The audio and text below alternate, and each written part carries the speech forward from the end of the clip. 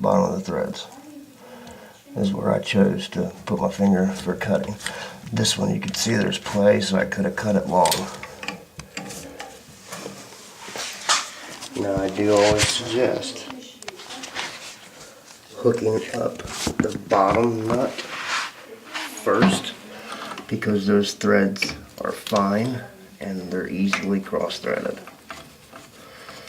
Now I guess if you had a metal nut up top, that would be easily cross-threaded as well, but I don't like using the metal nuts.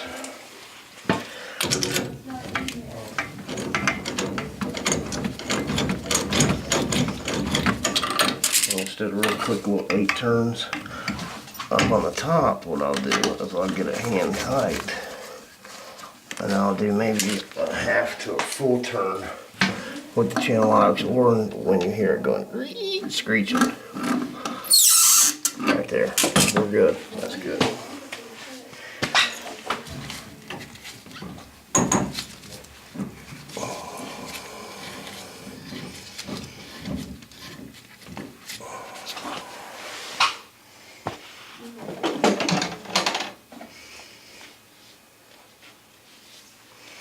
If for some reason you wanted to try to use the old metal one, you'd need a toilet rubber like that, and it goes on top there, and that's how you seal the metal ones.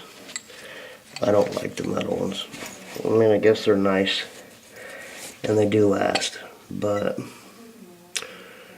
I would bet untouched a polyline would outlast this one. These move and they'll start leaking, you know, like right there, because it works on compression. That's just how it works, and I've seen more problems on them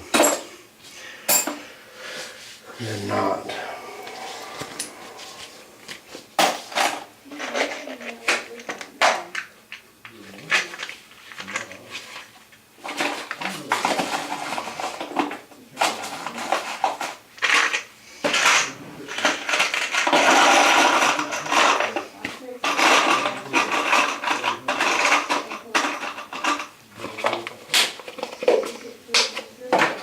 So I'll turn the main on and make sure everything's good.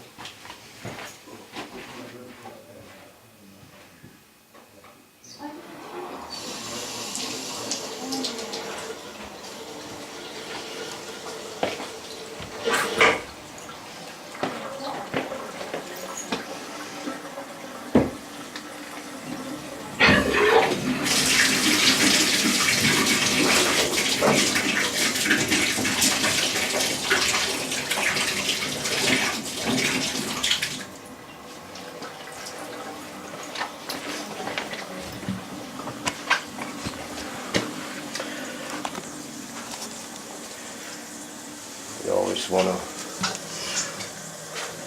watch it for a little while, wait for you to come up to pressure. There is a little moisture around that 3/8 nut, so what I always suggest is just grab some bolt paper, wipe the moisture off, and then sit here for 30 seconds to a minute to watch it and make sure that moisture